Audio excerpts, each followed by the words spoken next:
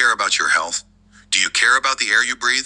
Do you remember the lovely weather we had that fit the seasons? If you've answered yes, did you know that these are all connected to natural resource depletion?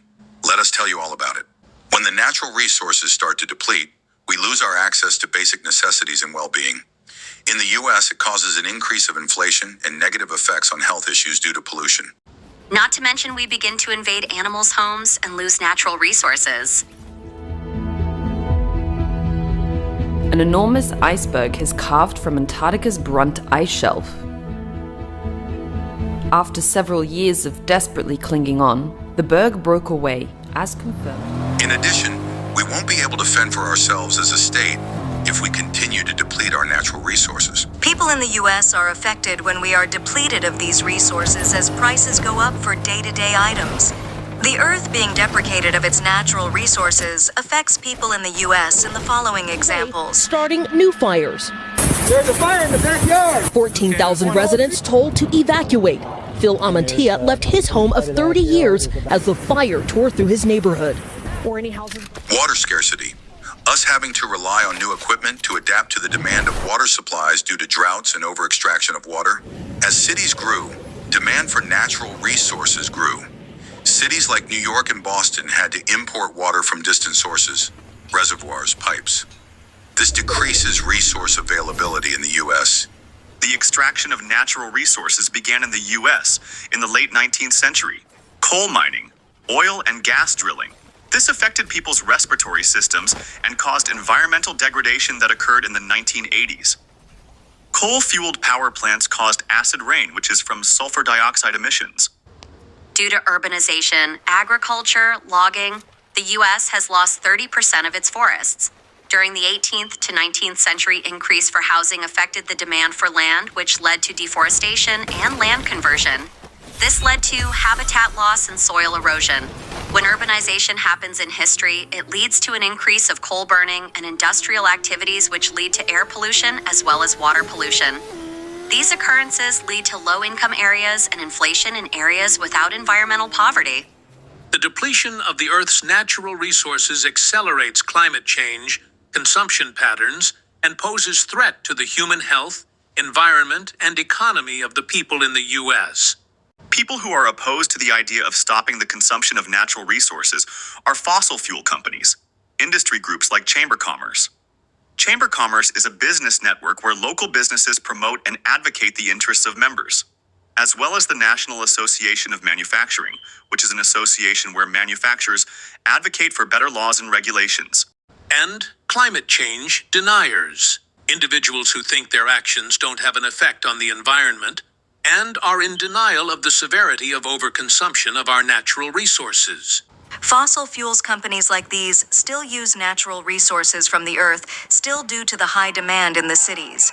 The high demand leads to a high profit in gas prices, and as time goes on, they invest in their own businesses to make a better profit.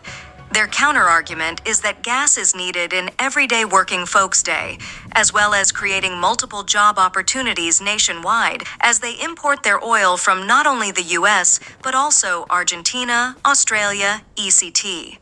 The Chamber of Commerce advocates for policies that support the extraction of natural resources, such as fossil fuels, for economy growth. They claim that these resources create jobs such as mining, drilling, and logging. As well as that, it increases our country's GDP growth.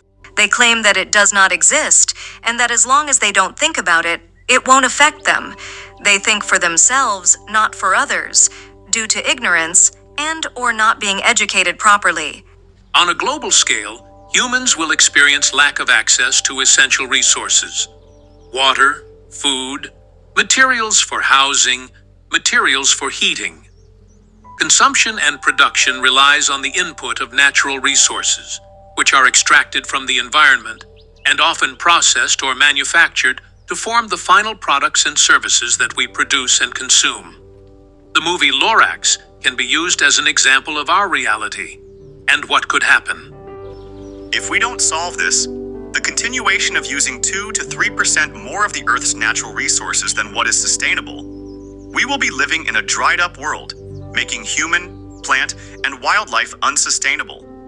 70% of available fresh water that remains is used in agriculture. 20% in industry like fabricating, washing, cooling, processing, diluting, or processing a product. 10% of water is being used for human consumption. Consequences of these are drinking water shortage and famine. About 18 million acres of forest are destroyed each year, making half of the world's forest cleared. Deforestation is a contribution factor of 12 to 17% of global greenhouse gas emissions annually. As we all know, the depletion of trees will cause carbon dioxide to increase, leaving poison in the air and in our lungs, because trees exchange carbon dioxide for the oxygen that all life needs. Consequences of this can be soil erosion, global warming, flooding, and drought.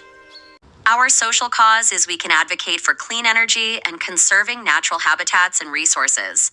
We will educate people through ads showing pictures of causes and effects, like how urbanization of industrial plants can affect people's health and how it affects wildlife. To let people know we are serious, we propose a law that prohibits individuals cutting down trees without a permit. And if they do cut trees without a permit, then they will be fined a sum of $1,000. As for bigger companies, they will receive a civil penalty if they cut more than the moderate amount of trees a year. This should become a law because deforestation is a big problem and animals are losing homes, and there are more factories being built on land. What we can do to reinforce this law is make people sign petitions and show animals' homes being destroyed like a documentary. We can also get people who work in national or wildlife parks to join in a protest because maintaining an animal's habitat and clean environment is important. As you watch me hit a clip, go to our website, resources.com, where you can sign up to help national park rangers in the fight against overuse of natural resources. National park rangers have agreed to hosting little games and an animal pen of baby goats and baby sheep.